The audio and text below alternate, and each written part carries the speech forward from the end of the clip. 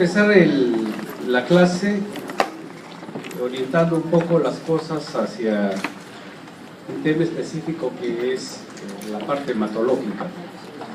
Cuando hablamos de hematología hablamos de estudio de la sangre, y ahora vamos a estudiar la sangre en tres clases. La primera es la serie roja,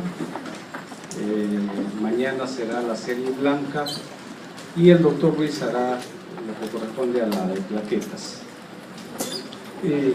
Yo les pediría que fijen algunos conceptos porque parece muy simple, sin embargo a veces tenemos un poquito trastocado los conceptos, entonces hay que nuevamente organizarlos.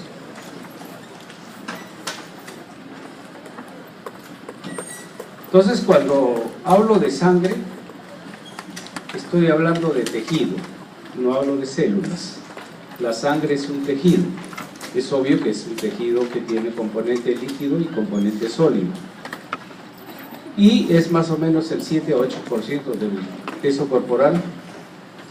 Y está formado por un elemento amorfo, que es el plasma, y un elemento sólido, que viene a ser las células. Y acá, como le decía, esto parece muy simple, pero a veces nos complica a la hora del examen. Si yo saco sangre en un tubo, sin ningún tipo de preservante, es obvio que se va a producir una coagulación de esa sangre. Entonces ya no vamos a tener pues los componentes clásicos que habíamos pensado, sino lo que vamos a tener es suero más coágulo. ¿Quedó claro entonces? Quiere decir que el fibrinógeno se ha activado a fibrina y ha formado el coágulo. Y dentro del coágulo queda atrapado todas las células. Suero entonces es la sangre sin anticoagular. El otro componente es que si yo saco sangre y lo anticoagulo, voy a tener obviamente dos componentes que son el plasma y la parte celular. ¿Quedó claro entonces el concepto? No es lo mismo suero que plasma. En un resumen técnico se podría decir que el suero es aquella que no tiene fibrinógeno, porque se ha activado la fibrina. ¿Ok? Entonces, este componente líquido llamado plasma tiene agua, sales, proteínas plasmáticas. ¿Se acuerdan de proteínas en bioquímica? Albúmina, alfa 1, alfa 2, beta y gamma globulinas. Recuerden que en gamma corren las inmunoglobulinas. Estas proteínas son muy importantes porque ahí está lo que produce el hígado, que viene a ser la albúmina. Por lo tanto, interviene en la regulación de la presión osmótica. ¿Okay? La parte inferior tiene 4 componentes, que son los glóbulos rojos en la parte baja y la capa leucoplaquetaria, que viene a ser una capita blanca cuando los centrifugamos. ¿Para qué nos sirve esta relación, por ejemplo, de plasma entre glóbulos rojos? ¿Alguien se acuerda? ¿Qué viene a ser? Eso viene a ser el hematocrito. La relación de glóbulos versus volumen total. Por ejemplo, ahí yo podría decir 45% de hematocrito.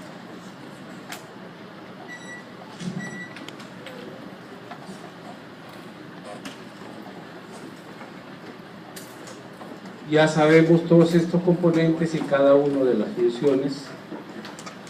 La sangre, cuando yo tengo, por ejemplo, nos enseñaron que el pH de la sangre es 7.3 a 7.4. Pero cuando utilizo anticoagulante, que es citrato de sodio o ácido cítrico, lo que va a hacer es que el pH baje. Puede estar en 7, 6.9.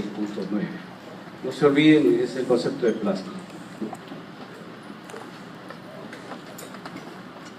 ¿Dónde se producen estos glóbulos rojos?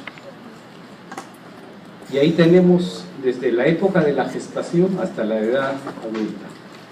En la etapa gestacional se produce en el saco vitelino, en el hígado, en el vaso y una porción en la médula ósea.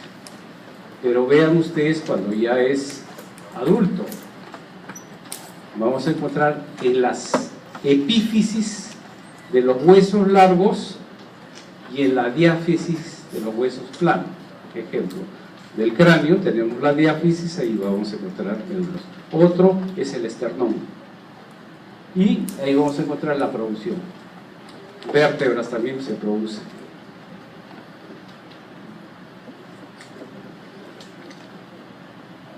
Esta médula ósea, que le decía, se produce en la epífisis de los huesos largos, tiene una característica especial, que tiene alta irrigación. Y lo que vamos a encontrar en estas epífisis son nidos de células, que contienen 3 series: serie roja o serie eritroide, serie blanca o mieloide, y serie megacariocítica o serie plaquetaria. Esas son las 3 series. No hay ninguna diferencia en la progenie, todas derivan de una misma célula que se llama stem cell.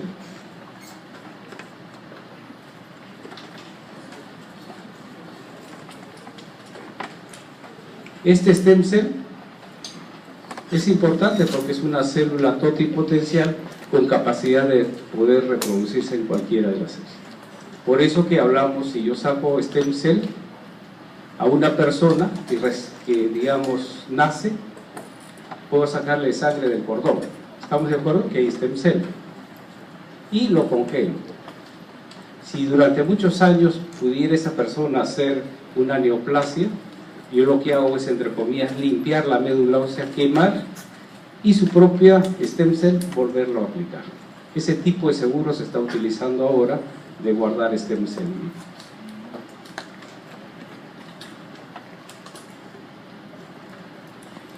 Y acá viene el gran problema.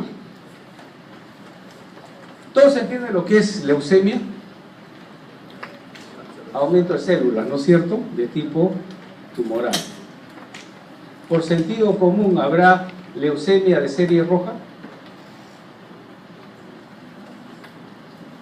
Sí, pues en las primeras etapas que tiene núcleo, y entonces vamos a encontrar leucemias también a serie roja. O sea, no es la leucemia exclusivamente de glóbulos blancos.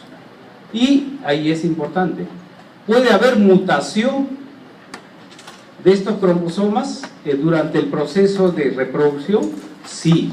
Ejemplo, el cromosoma Filadelfia, que se encuentra en leucemias mieloides crónicas, y es obvio que es de mal pronóstico en todo caso.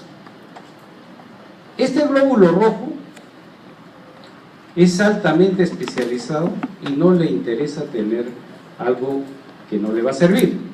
El objetivo del glóbulo rojo del adulto no es reproducirse, no es producir proteínas. Aunque no lo crean, lleva gran cantidad de oxígeno, pero no utiliza oxígeno. Estoy hablando de la vía glicolítica aeróbica, por lo tanto no tiene mitocondrias. ¿Qué quiere decir? Que expulsa las mitocondrias. Por lo tanto va a utilizar la vía glicolítica anaeróbica. Dentro de ellos, en la vía glicolítica anaeróbica es muy importante el 2,3-difosfoglicerato. Es básico el concepto del 2,3-difosfoglicerato. Entonces va eliminando los restos de ADN y va a quedar al final una especie de malla. Estoy hablando del glóbulo rojo en la médula ósea. ¿Estamos de acuerdo? No estoy hablando de la sangre. En la médula ósea va a quedar un resto de ADN, por eso que el glóbulo rojo que se va a llamar reticulocitos. ¿Qué cosas son? Restos de ADN. Y posteriormente va a salir ya como glóbulo rojo adulto.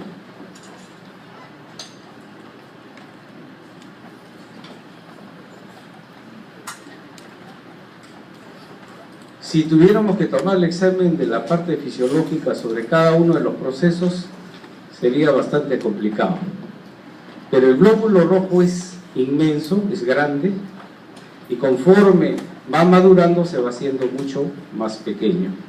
Y al final lo que vamos a tener va a seguir un circuito de oxigenación y de estimulación. ¿Quién estimula la producción de glóbulos rojos?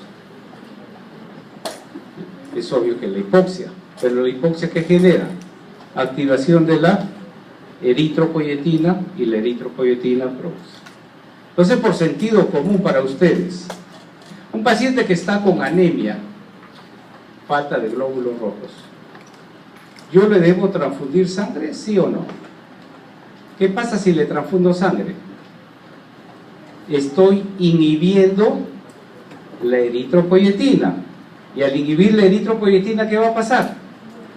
No va a producir los glóbulos rojos correspondientes. ¿Se entendió? Entonces, la transfusión, así en ese concepto, es un mielodepresor. Mielodepresor se entiende, deprime la médula ósea por no activación de la eritropoyetina.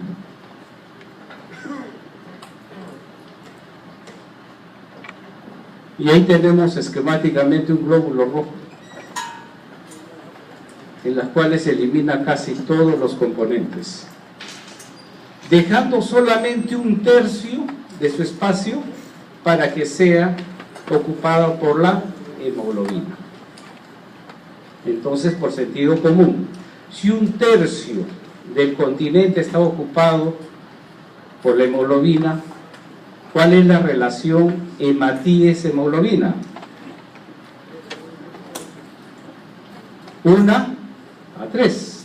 Por eso que la relación hematocrito-hemoglobina es 3:1. ¿Estamos de acuerdo? Si la persona tiene 45 de hematocrito, su hemoglobina será 15. Siempre y cuando sea en condiciones normales.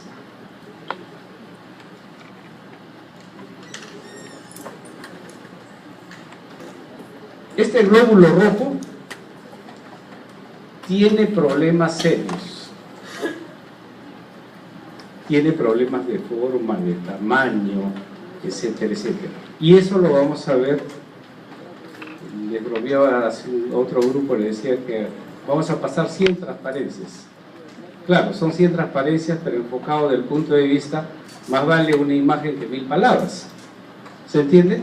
Entonces vamos a empezar con algunas alteraciones de los glóbulos rojos. Ejemplo, una anisocitosis. ¿Qué quiere decir? De diferente forma los glóbulos rojos. ¿Se entiende ahí? Tengo acá un glóbulo rojo pequeño, uno grande, etcétera, etcétera.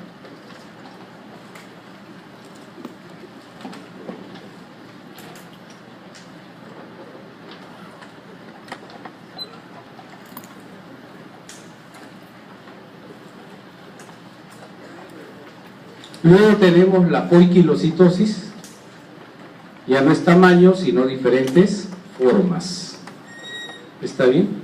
Y hay una palabrita que se utiliza mucho, los dos, que se va a llamar anisopoiquilocitosis. Y yo lo puedo entre comillas, semi-cuantificar, es decir, anisocitosis una cruz, poiquilocitosis 3 cruces, así sucesivamente. Anisopoiquilocitosis quiere decir que hay glóbulos rojos de diferente forma y de diferente tamaño.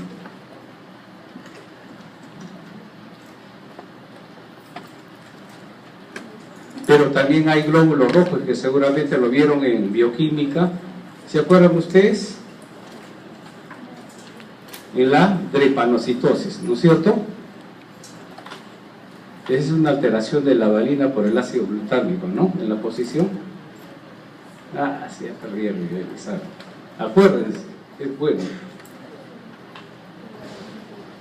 El otro, puede haber glóbulos rojos en forma de espuelas.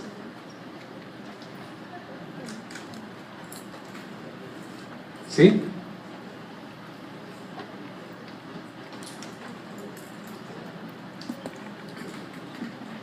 Puede haber células como si estuvieran un anillo adentro, células en diana, que se encuentra en cirrosis, en pacientes que se les quita el vaso, vamos a encontrar células en diana. También tenemos glóbulos rojos en formas de, digamos, tubos, algunos le llaman eliptocitos.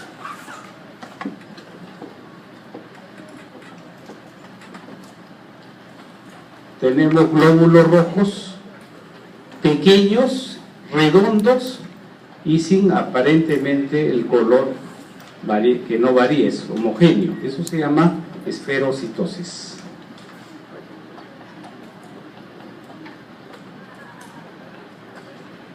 También tenemos glóbulos rojos que en la parte media van a dar formas como si fuera de pequeños estómagos. Esto se llama estomastocitos o estomatocitosis. ¿Sí? Son alteraciones de los glóbulos rojos. Muchos de ellos producen alteraciones en mucosa. Hay otros que se llama esquitocitos, es decir, como si fueran pedazos de glóbulos rojos.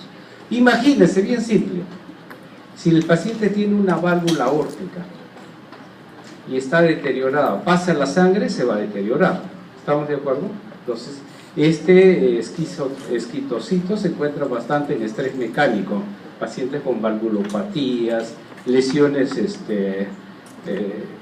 traumáticas, etcétera, etcétera. Hay otras en forma de lágrima que se llaman dracocitos.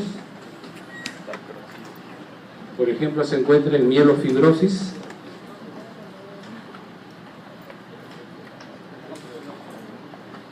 Y el famoso Rulox. Uy, se pasó.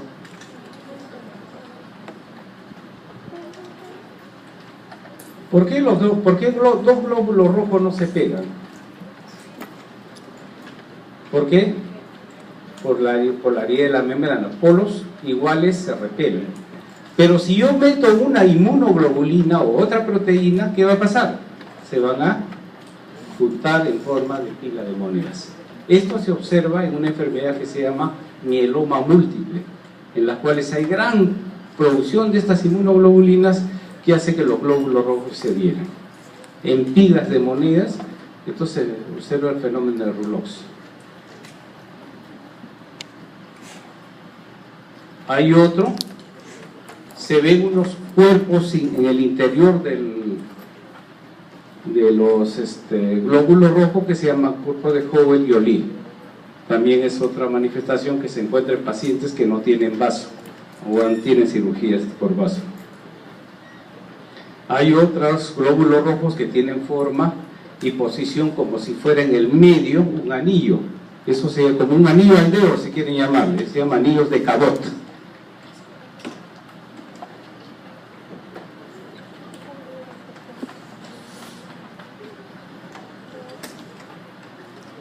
Puede que se impregne. Recuerden que cuando uno hace un frotis está empleando colorantes de Romanowski.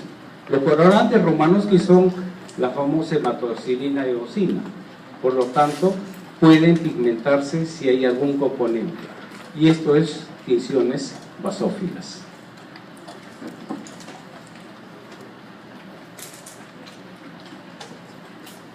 Hay otros que tienen una hemoglobina entre comillas oxidada que se llama los cuerpos de Haynes, así como dice el concentrado de tomates.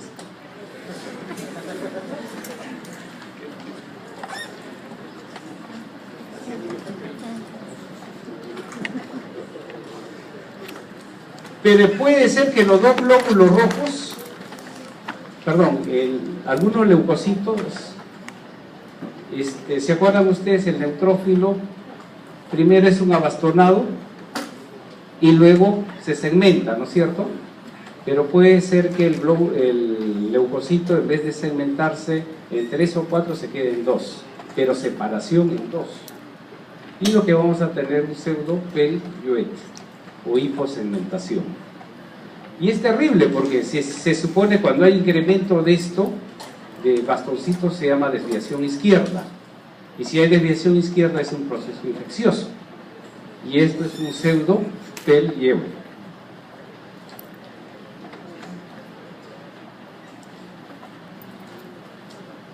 Hay personas que les gusta poner sangre por gusto, le ponen mucha sangre. O si no, hay una tendencia que si yo tomo fierro, voy a estar mucho mejor. ¿Y qué va a pasar? Se va a impregnar esos glóbulos rojos con el hierro. Y lo que va a producir es una sideroblastosis. Y ahí vamos a ver la cantidad de hematíes nucleados con gran cantidad de pigmentación, tanto en sangre periférica como en médula ósea. Eso se llama sideroblastos.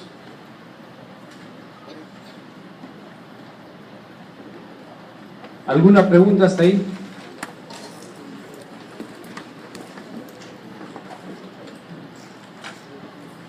Como han venido todos, voy a dejar la transparencia para que lo... ¿Sí? Si no va a ser difícil a veces buscar. Bien, vamos a hablar de hemoglobina. La hemoglobina es una estructura cuaternaria que tiene una característica especial. Es una metalproteína. ¿Qué quiere decir? Que es un pigmento con capacidad respiratoria. La diferencia entre la clorofila y la hemoglobina, ¿cuál es? El magnesio. El otro es fierro y el otro es magnesio. Los dos son pigmentos. Una de las cosas que seguro en fisiología lo vieron era que el origen de la vida y los procesos complejos están asociados a esta oxigenación con el tema de la hemoglobina.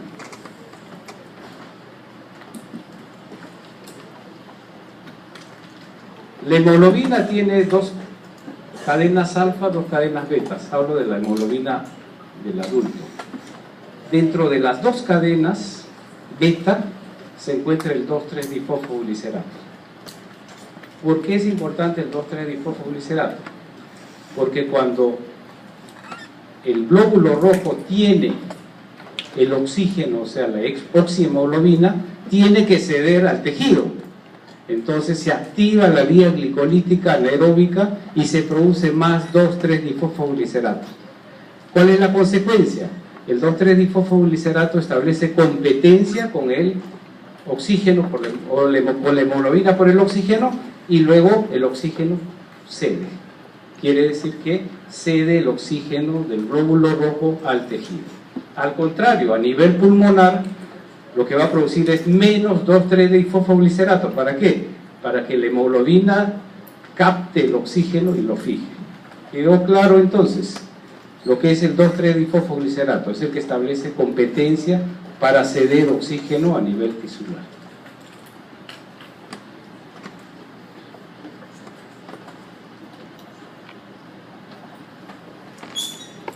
Esta es pregunta de examen, por si acaso. Hemoglobina corpuscular media, concentración de hemoglobina corpuscular media,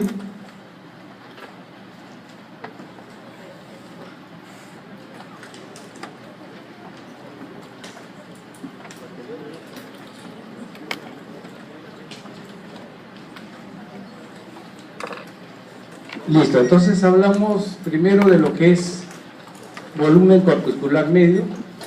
Ahí tienen la fórmula. Solamente saco el hematocrito por 10 y lo divido sobre los hematíes y tengo el volumen corpuscular medio, que es muy importante para saber qué tamaño es el glóbulo rojo. Les habíamos dicho que los glóbulos rojos eran inmensos en su etapa primaria. ¿Qué quiere decir? Que si para la reproducción de los glóbulos rojos, para la maduración de los glóbulos rojos, el glóbulo rojo que salga va a ser inmenso. Estoy hablando de anemia megaloblástica, o sea, deficiencia de ácido fólico y B12. ¿Estamos de acuerdo? Pero puede ser que el paciente tiene pérdidas crónicas de sangre. Entonces el glóbulo rojo ya va a ser mucho más pequeño y va a tener lo que se llama un volumen corpuscular medio pequeñito. Eso se llama microcitosis. Ejemplo, pérdida crónica de sangre,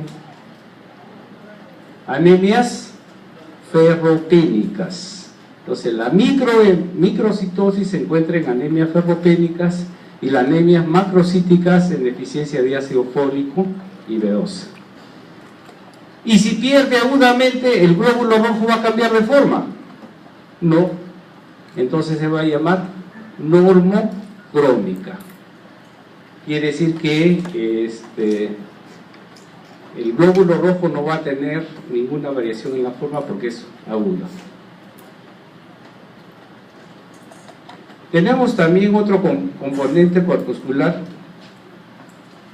que se llama hemoglobina corpuscular media, que nos va a dar las características de la hemoglobina, es decir, si hay mucha hemoglobina, poca hemoglobina.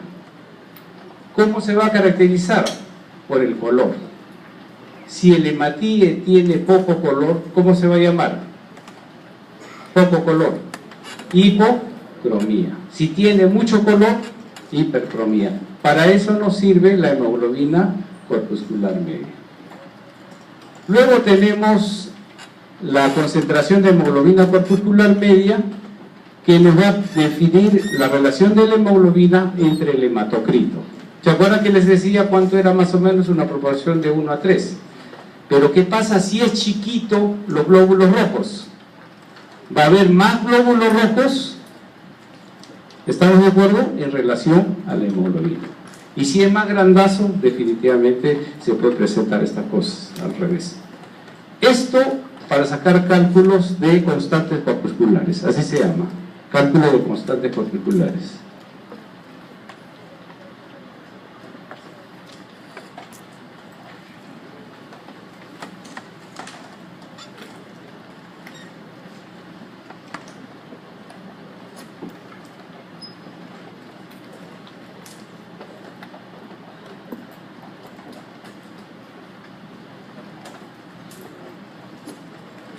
Ya.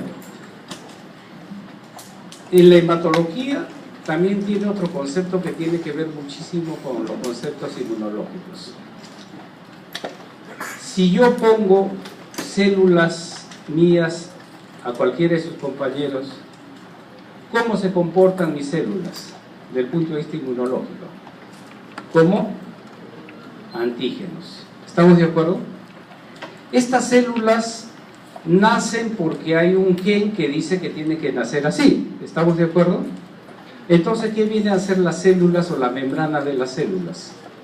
Una expresión del gen. ¿Estamos de acuerdo o no? Por lo tanto, la membrana de la célula se va a llamar, después le he dicho, la expresión del gen, ¿cómo se llama? Fenotipo. Repitiendo, las membranas de las células son antígenos cuando ingresan a otro organismo, son fenotipos porque son expresiones genéticas, y falta un último concepto, son antígenos, son proteínas, y en el caso de los glóbulos rojos se llama antígeno, fenotipo, falta, vamos, uno.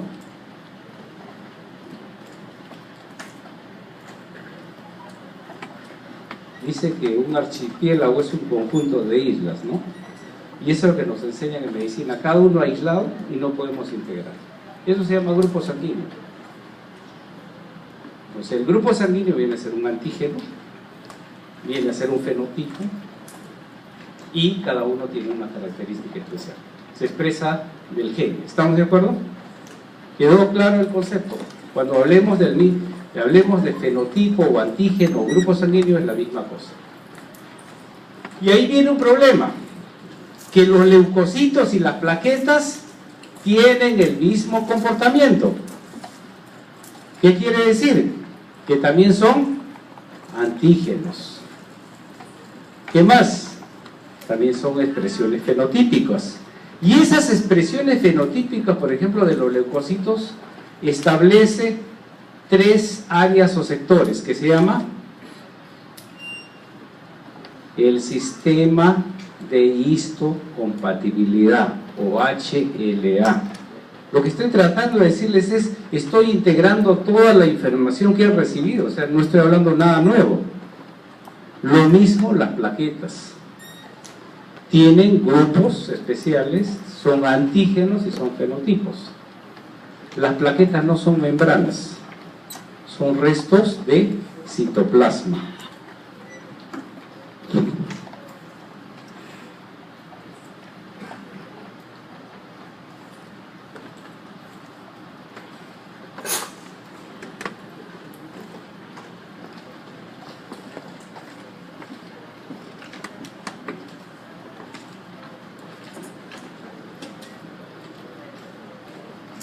Cuando una persona le pongo un glóbulo rojo a otra persona, estoy introduciendo un antígeno, ¿estamos de acuerdo? ¿Su organismo qué va a producir? Anticuerpos. Y se destruye el glóbulo rojo, ¿cierto o falso? ¿Cierto o falso? Falso. El que destruye es el sistema de complemento.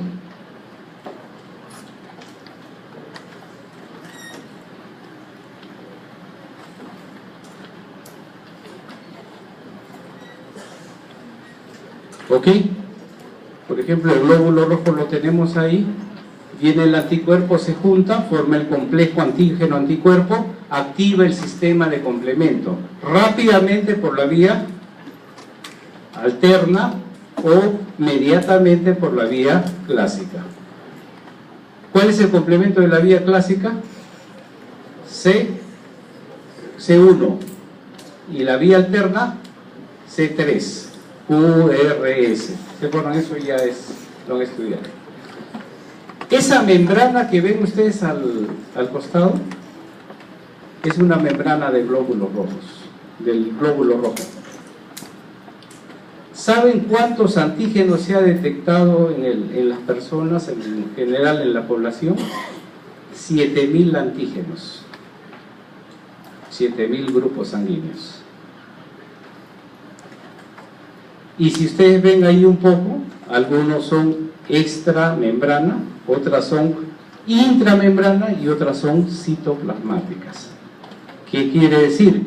Que estas son proteínas que tienen características muy especiales. No solamente los grupos son proteínas, también son glicoproteínas.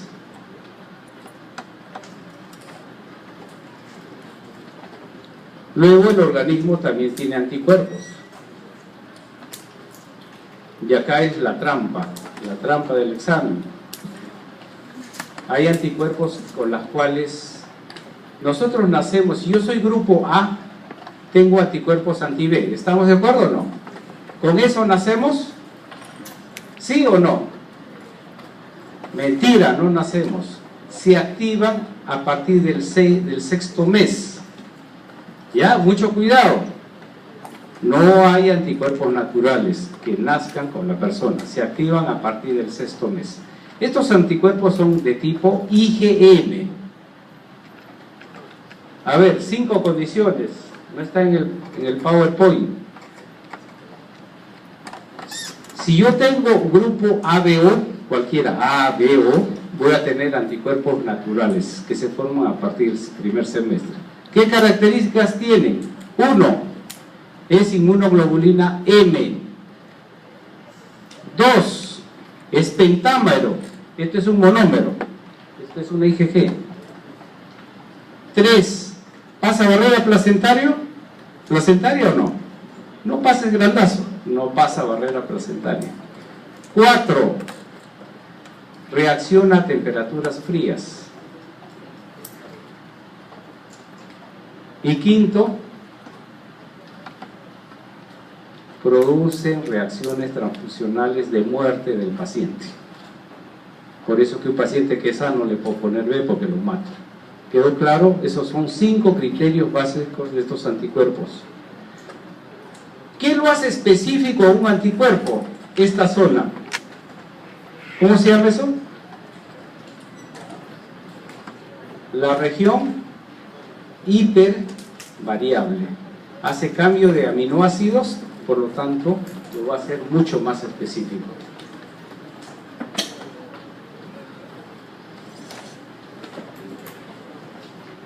Ya sabemos los tipos de inmunoglobulinas A, G, D, M, etcétera, etcétera.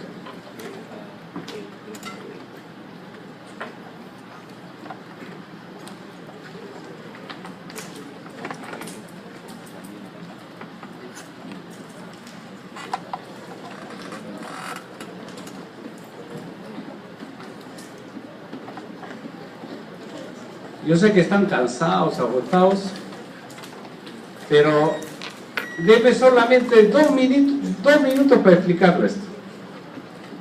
2 minutos, no pasaban los 2 minutos. Si una persona que es RH negativa recibe sangre O positivo, su sistema inmune va a producir anticuerpos. ¿Estamos de acuerdo? Anticuerpos anti-O. ¿Cómo yo sé que están? ¿Cómo sé que hay esos anticuerpos? Entonces agarro en el laboratorio el suero del paciente que tiene los anticuerpos. ¿Estamos de acuerdo o no? Lo enfrento a los glóbulos rojos y voy a ver los glóbulos rojos que están unidos con los anticuerpos. No veo nada, pues eso es mentira. Pero ¿qué cosa puedo hacer? Puedo hacer un puente. ¿Estamos de acuerdo? Que es, a ver, si yo agarro un anticuerpo, le inyecto al conejo, ¿el conejo qué va a producir? Anticuerpo. ¿Estamos de acuerdo? Anticuerpo. ¿Y qué va a pasar con los glóbulos rojos? Todos se van a pegar y voy a ver una aglutinación. ¿Qué cosa he dicho? ¿Qué prueba? Eso se llama el test de Coombs. Ese es el famoso test de Coombs.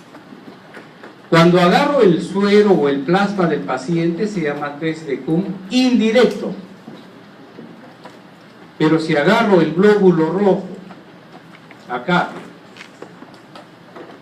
este glóbulo rojo está marcado con el anticuerpo, pero quiero demostrar que haya realmente ese anticuerpo, lo que voy a hacer es añadirle el Coombs. Entonces voy a hacer la prueba de Coombs directo. Repitiendo, la prueba de Coombs directo es una prueba que detecta glóbulos rojos sensibilizados con anticuerpos. El test de Coombs indirecto es el que detecta anticuerpos circulantes, es decir, está produciendo anticuerpos. Quedamos entonces, ¿cómo sé que la persona está sensibilizada con anticuerpos? Test de Coombs directo. ¿Cómo sé que está produciendo anticuerpos? Test de Coombs indirecto.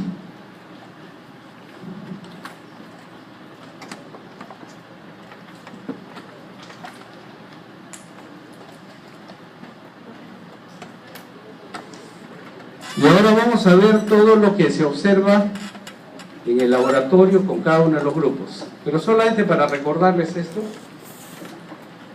este señor es un alemán que recibió el premio Nobel por haber descubierto los grupos sanguíneos. Y estamos hablando de 1901.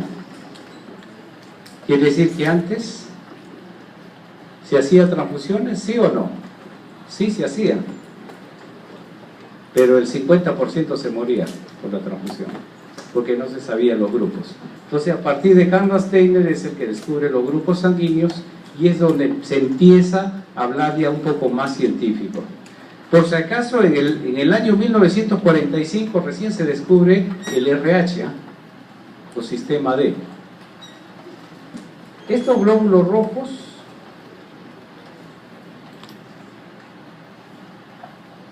ya están debidamente estudiados.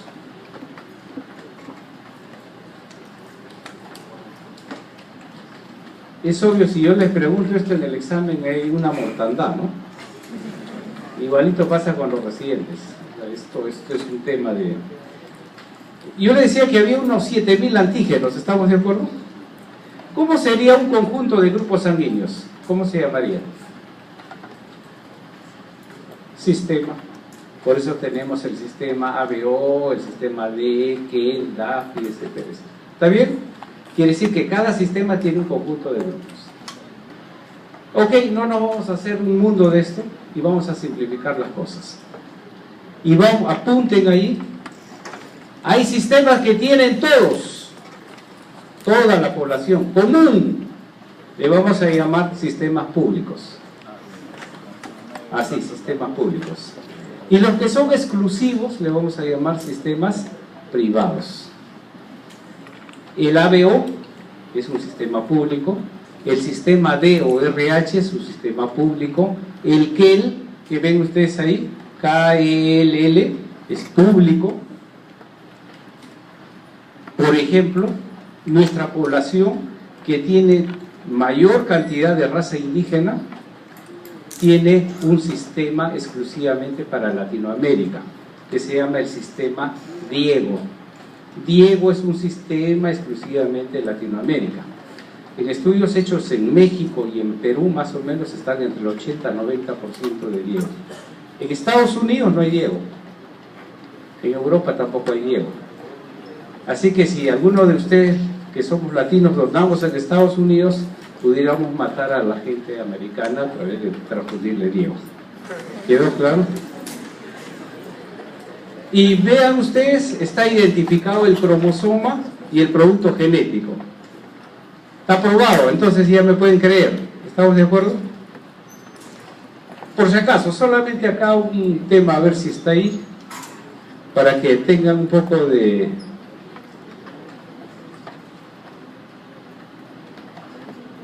Acá tienen el sistema ABO,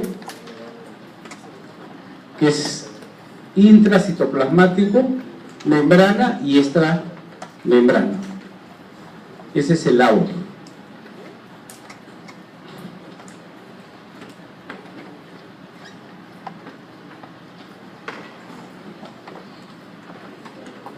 Dice, un bebito nació y está amarillito.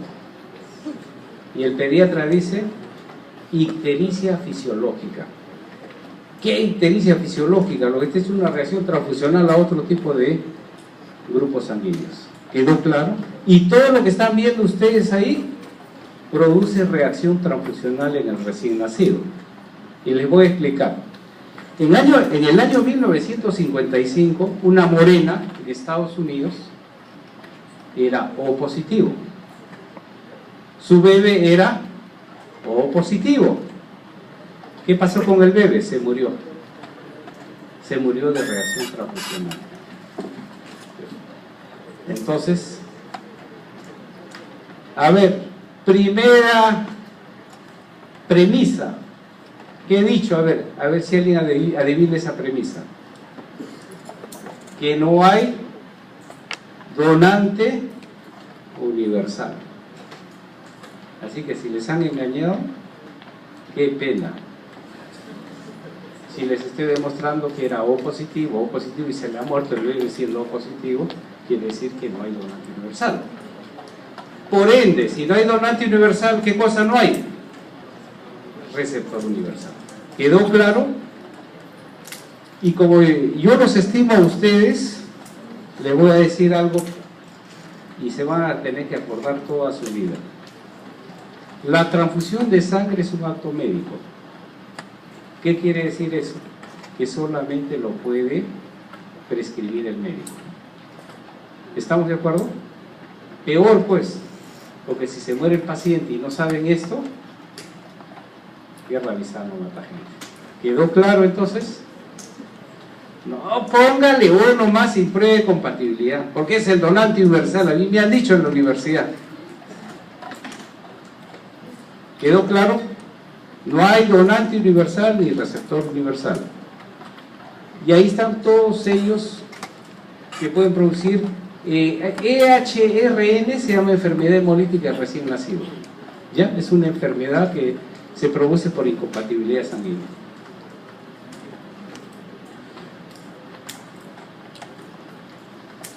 Y esta es una transparencia para que vean más o menos que es el glóbulo rojo cuando tiene núcleo y está en sangre periférica generalmente se llama normoblasto. Entonces los recién nacidos tienen estos normoblastos en la sangre periférica. ¿Qué son normoblastos? Son glóbulos rojos nucleados. Y simbólicamente lo que se estoy diciendo a ustedes es que hay otros antígenos o sistemas que puede tener una persona. Yo puedo tener un antígeno, otra persona tiene otro antígeno y no qué sé. O sea, el O no es un sistema único.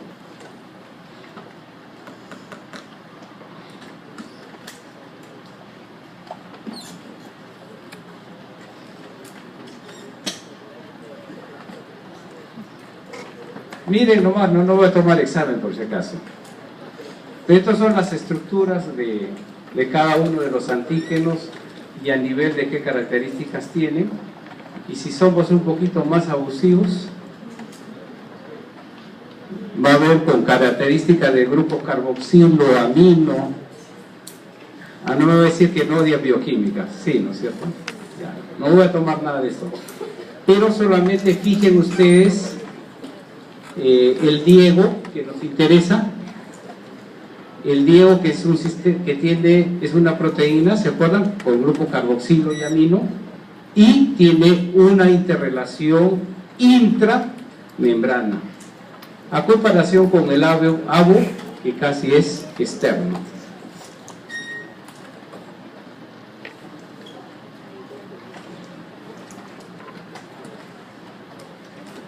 El RH no es grupo, el RH es un sistema que tiene grupos. Y si yo digo, a ver si entendieron,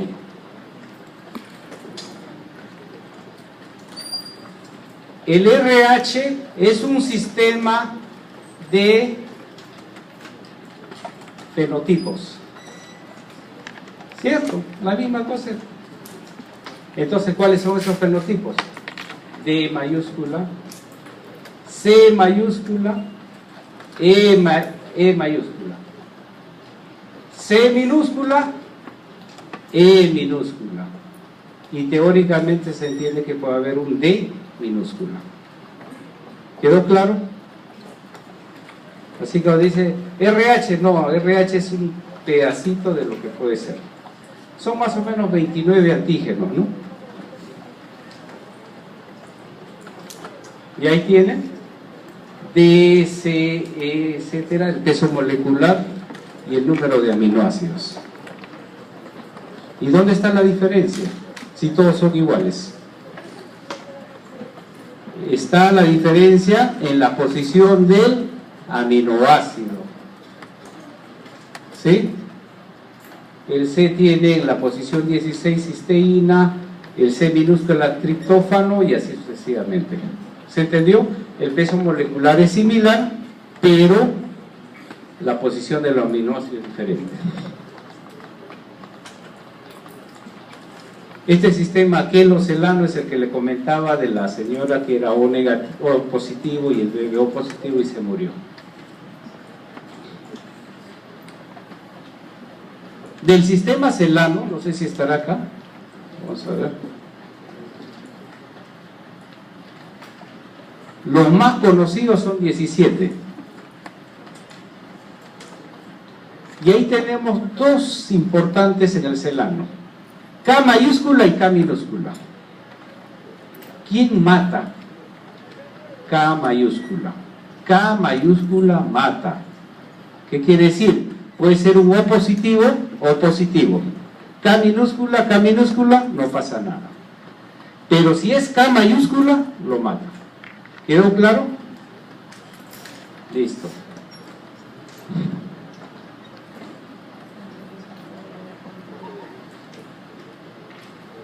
Esto sí saben bastante, ¿no?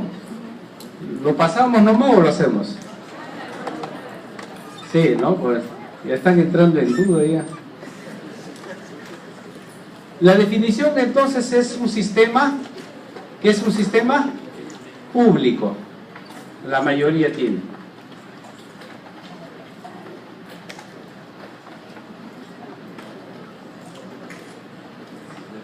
Entonces, ahí tenemos cada uno de los anticuerpos.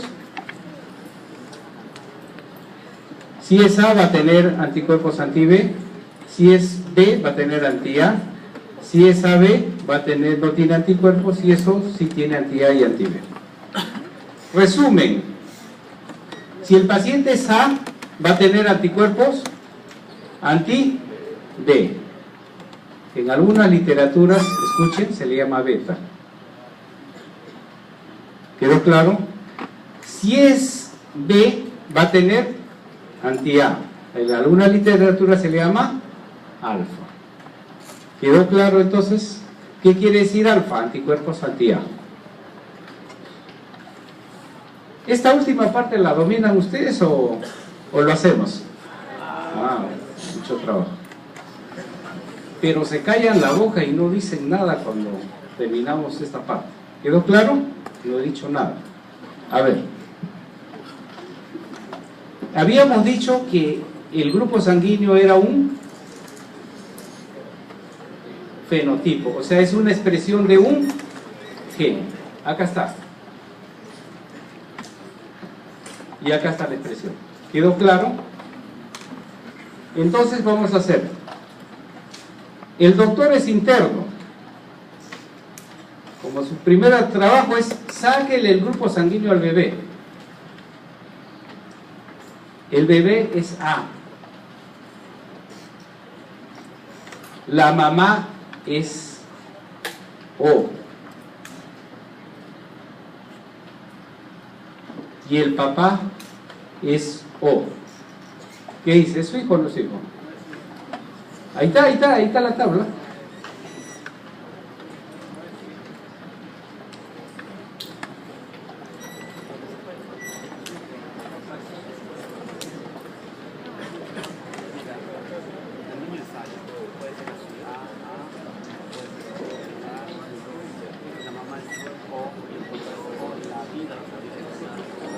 ¿Cierto o no? No le dicen nada, así es el amor. ¿Quedó claro? Papá y mamá O, el hijo no puede salir A, pues. Ahí lo dice, ¿no es cierto? Pero vean si es papá A y mamá B. El hijo puede salir O. ¿Está bien o no? Porque es AO, BO. ¿Quedó claro? Entonces cuando estén en el internado vean eso y los ven abrazados, no digan nada, calladitos. Lo importante es que se parezca siquiera al papá en algo, ¿no? Eso es todo.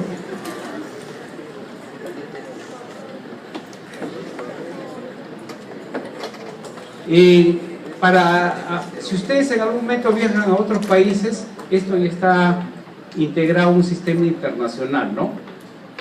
El ISBT es la Sociedad Internacional de Transfusión a nivel mundial, que ya ha catalogado, por ejemplo, el ABO como sistema 001, y la localización cromosómica está en el 9Q34 y en el Q34.2. O sea, esto ya está tipificado a nivel mundial.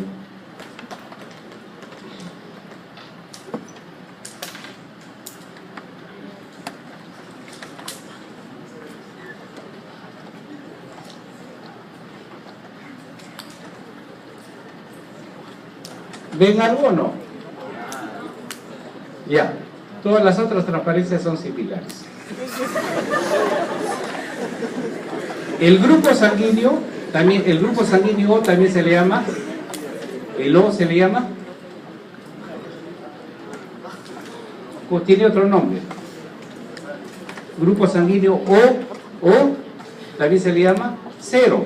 ¿Se acuerdan ustedes? ¿Y por qué viene 0? Porque vean ustedes, tiene la sustancia H. Si a esa sustancia H yo le pongo una L-galactosamina, se forma A. Si a esa sustancia H le pongo galactosa, se llama B. Y se acabó el asunto. Entonces, desde el punto de vista práctico, si yo utilizo enzimas, puedo destruir esos enlaces, y un A lo puedo transformar en O, un B lo puedo transformar en O. ¿Quedó claro? Y este es el fundamento de por qué podríamos transformarlo desde el punto de vista enzimático. El 0 es... Y si no tienes sustancia H, ¿cómo se llama? Un minuto para responder, 3 puntos en el examen. Bombay. Ese es el Bombay, que no tiene ningún tipo de sustancia H. Es lo más extraño que existe. Ahí está. Ahí estaba abajo, no he leído.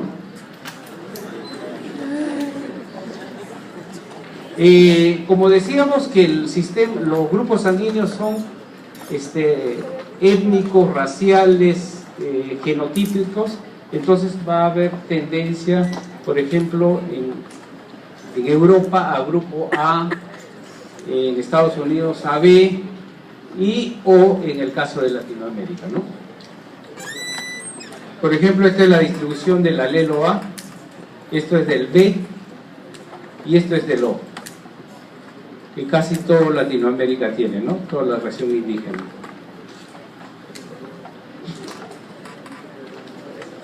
Bueno, yo voy a aprovechar para hacer un poco de propaganda, ¿no? Este es un trabajo que hicimos el año 2008, cogiendo 311.000 muestras. ¿Y qué cosa encontramos? El 79.52% de la población peruana era O. A 13.21 y B 5.69 y AB negativo 0.01. Resumen, menos del 2% de nuestra población es RH negativo. En Argentina están en el 15%, Venezuela el 7% y en Europa están entre el 15 y el 20%. En el País Vasco puede llegar en algunos casos hasta el 30% de RH negativo. Este es el resumen.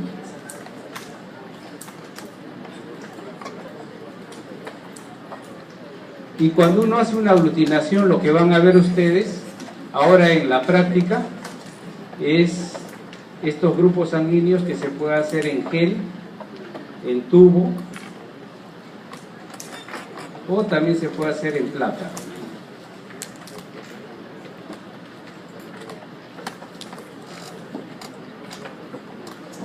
Ahí ven, todo lo que sea azul es A, lo amarillo es B y lo que no se aglutina es O.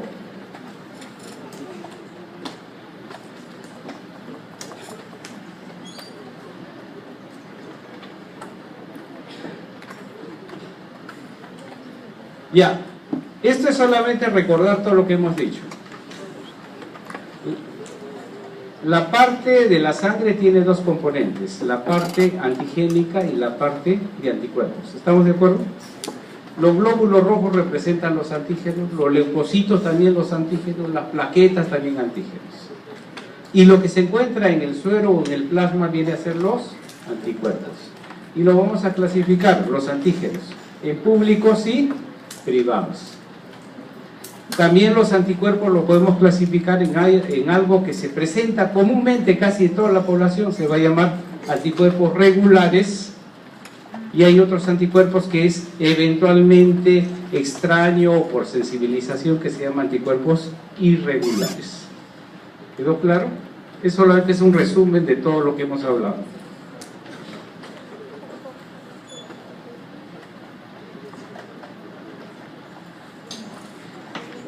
Un minuto.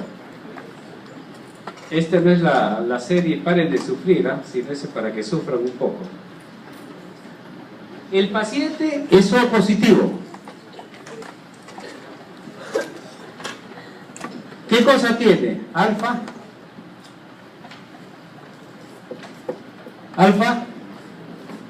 positivo y beta positivo.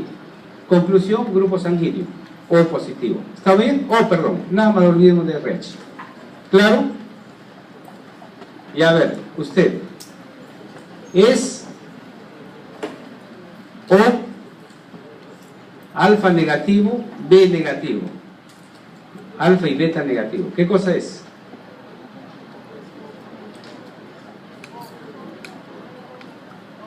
¿Sí? ¿O? ¿Cómo? ¿Pero no decía que era alfa positivo y beta positivo?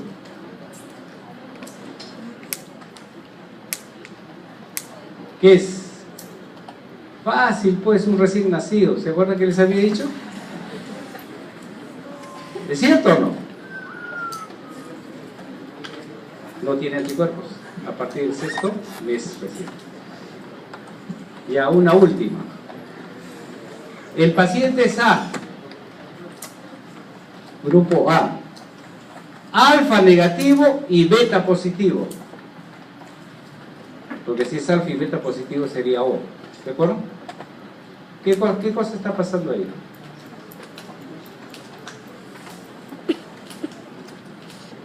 Fácil es eso, es un cáncer de colon que produce antígenos parecidos. Mentira, no le voy a tomar esto. Paren de sufrir, les dije.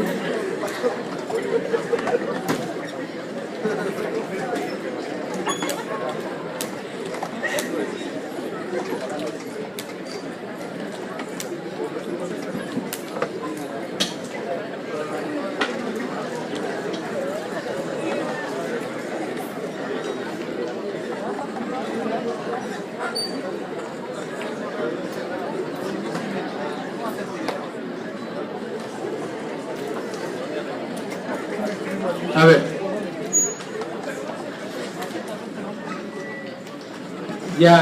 ya se calmaron. Cuando uno se pregunta cuál es la relación médico, paciente, farmacia, parece que fuera una tríada, ¿no? Recetamos el medicamento, paciente compra y se supone que se sana. Y nos estamos olvidando del entorno. ¿Cuál es el entorno? Condiciones de vida, alimentación, etcétera, etcétera. ¿Estamos de acuerdo? Yo no le puedo dar a ella multivitamínicos en cantidades cuando en un mes no come carne. No sé si me dejo entender. ¿De qué sirve como médico que le demos micronutrientes cuando su problema no es la comida, sino el problema es que no tiene dinero para comprar las comidas? Y eso está asociado al tema del hierro. El Estado tiene un programa, creo, de Coaliguarma se llama, ¿no? Algo así, de dar hierro. Pero ¿qué pasa si los padres o la familia no tiene dinero para comprar alimentos? No estamos solucionando el problema de fondo. Entonces, la interpretación de deficiencia de hierro pasa por tres conceptos vitales: condiciones socioeconómicas para comprar alimentos, y no hablo de comprar alimentos, sino calidad de alimentos que contengan hierro. ¿Estamos de acuerdo? En Estados Unidos, en muchos caños, abren y toman vitamina y hierro, y acá lo que tomamos es otra cosa. Entonces, asociado al hecho que la deficiencia nutricional ha hecho que su reproducción celular de mucosas sean deficitarias, producción de enzimas sean deficitarias, por lo tanto, los problemas de absorción se van a dar. ¿Estamos de acuerdo? Cuando hay un proceso infeccioso, ¿hay mayor destrucción celular? Sí, y muchas células dependen del hierro. Por lo tanto, también el problema se va a hacer crónico. Entonces, lo que vamos a evaluar es lo siguiente: la cantidad de hierro que hay en la sangre se llama, así, hierro sérico. ¿Sí? El que transporta el hierro se llama transferrina. El depósito de hierro en la sangre se llama ferritina, y el depósito de hierro en los huesos se llama hemosiderina. Repito, porque es vital para entender lo que vamos a hacer después en la parte médica y en la parte fisiológica. Cuando una persona ingiere hierro, tiene el primer proceso. si el hierro se va a ingresar en un medio ácido o un medio alcalino. ¿Estamos de acuerdo? Si tiene que ingresar el hierro en un medio ácido y el estómago es alcalino o la vía es demasiado alcalino, no se va a absorber. Punto. Así le den. Punto 2. Si hay alimentos que capturan el hierro, ¿cómo se llama eso? Quelantes. Esos son los famosos quelantes. Así le den hierro, los quelantes van a atrapar el hierro y no se va a absorber. ¿Quedó claro? Luego viene la etapa de la mucosa. Si la mucosa está bien, va a permitir el ingreso. Si la mucosa está mal, no va a ingresar el hierro. ¿Qué otra cosa tiene que ver? El transporte. El transporte del hierro a través de las células. ¿Cómo se llaman las células? Los enterocitos. Luego, la transferencia a la sangre, la recepción de la transferrina, es el transportador, y luego su depósito. Su depósito que tiene, ¿cómo se llama el depósito de la sangre? Ferritina. Y su posterior depósito general en todos los huesos que se llama hemosiderina. A ver si entendieron así con mala fe. Yo quiero hacer un estudio de hemosiderina. ¿Cómo hago? ¿Ah? Entonces, ¿qué tengo que hacer? Un aspirado de médula ósea. ¿Quedó claro? Oiga, porque tiene deficiencia de hierro, yo no le voy a entrar pues al hueso de frente. Podría ser ferritina. ¿Estamos de acuerdo? A ver, ¿cuál es la diferencia que yo esté acá y que esté acá en el borde? Me empujan, me puedo caer. Pero si me empujan acá, no necesariamente me caigo. Entonces, cuando hablamos de deficiencia de hierro, tenemos que hablar del borderline. Muchas personas pueden tener la hemoglobina normal, pero la ferritina está en ese borderline. Hoy está normal, mañana está con anemia. ¿Se entendió eso? Es muy importante para entender, porque los programas van a hacer que se mejoren los niveles de hierro. Sí, pero hay más gente ahora con anemia. ¿Por qué? Porque no se ha evaluado a la gente que está en el borderline. O sea, la ferritina, si está en el borderline de sus valores, pudieran que mañana, por X motivos, una enfermedad, hacer anemia ferropénica. Vamos a hacer entonces esto rápidamente.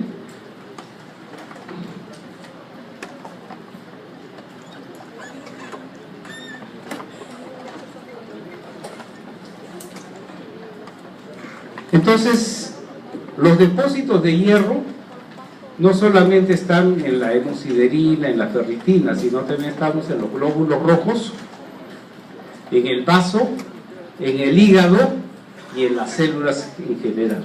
Por ejemplo, un sitio donde tiene gran cantidad de hierro es en el cabello. Por eso cuando los pacientes tienen deficiencia de hierro, lo primero que van a tener es caída del cabello. Y acá tenemos lo siguiente, que la transferrina tiene que recoger el hierro del enterocito y llevarlo al hígado, al vaso y a la ferritina. ¿Estamos de acuerdo? ¿Qué pasa si no hay receptores? Vamos a tener el mismo problema de la anemia.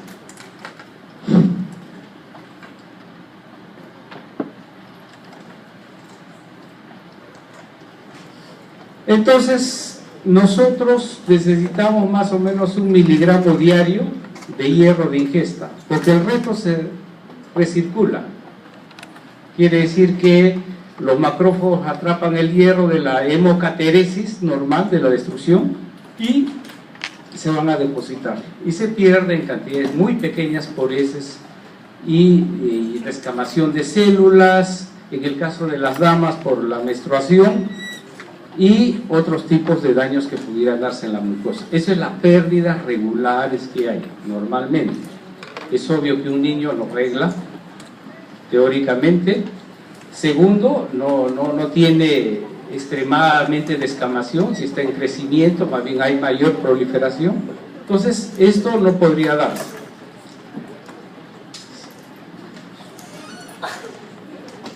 Entonces, esto es el depósito, 1000 miligramos, 450 miligramos está en el tejido, la absorción es 1 miligramo por día, la excreción 1 miligramo, y los glóbulos rojos tenemos 2300 miligramos.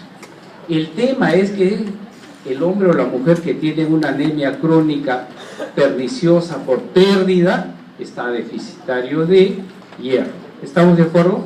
Y el glóbulo rojo entonces es grandazo, ¿no es cierto? ¿Sí? ¿Qué dices? ¿Es grandazo el glóbulo rojo o no? Si no, pequeñito. ¿Cómo se llama eso? Microcitosis. En la anemia ferropénica, la microcitosis es la característica especial. Entonces vamos a repetir todo lo que hemos dicho. Y lo que vamos a observar es que los glóbulos rojos van a tener diferente tamaño. A ver, vamos. A ver, ¿cómo se llama? Tamaño, ¿ah? Poiquilocitosis. ¿Estamos de acuerdo? O también diferente forma, se llama anisocitosis.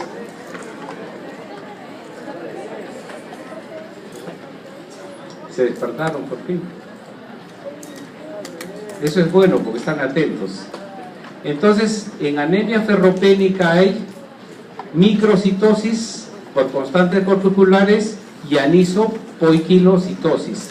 ¿El glóbulo rojo va a tener el mismo color o menos color? ¿Más color o menos color? Menos color. ¿Cómo se llama? Hipocromía. Entonces, repitiendo, en la anemia ferropénica va a haber microcitosis, anisopoiquilocitosis y hipocromía.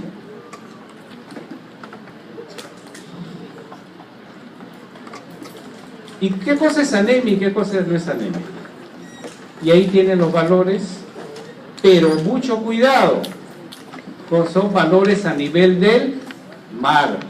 A nivel de la altura es mucho mayor los valores referenciales. Vean ustedes, en niños puede tener 12 gramos de hemoglobina normal. Y muchas madres dicen, tiene 12 gramos de hemoglobina, lo llevan al pediatra y ¿qué cosa le dan? Fierro. ¿Y el fierro qué produce en el paciente? Estreñimiento. Y una vez que tiene mucho dolor, ese bebé ya no toma mucho más el medicamento. O sea, tiene implicancias. Y si se le da mucho hierro a una persona, ¿qué produce? ¿Cómo? ¿Cómo se llama? Hemosiderosis.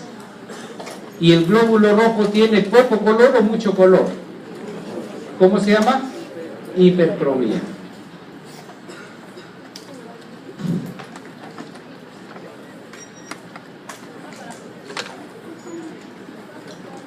Y esta es la referencia a nivel del mar de la hemoglobina con una variación en relación a la altura.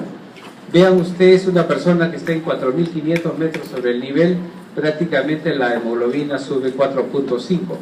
Es decir, si normal es 14, tendrá 18.5.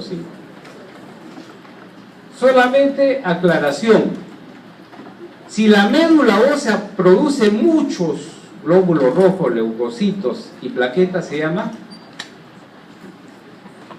policitemia. Si produce solamente glóbulos rojos, se va a llamar eritrocitemia. ¿Quedó claro? No es lo mismo entonces policitemia que eritrocitemia. La policitemia es un incremento de las 3 series y la eritrocitemia exclusivamente de los glóbulos rojos.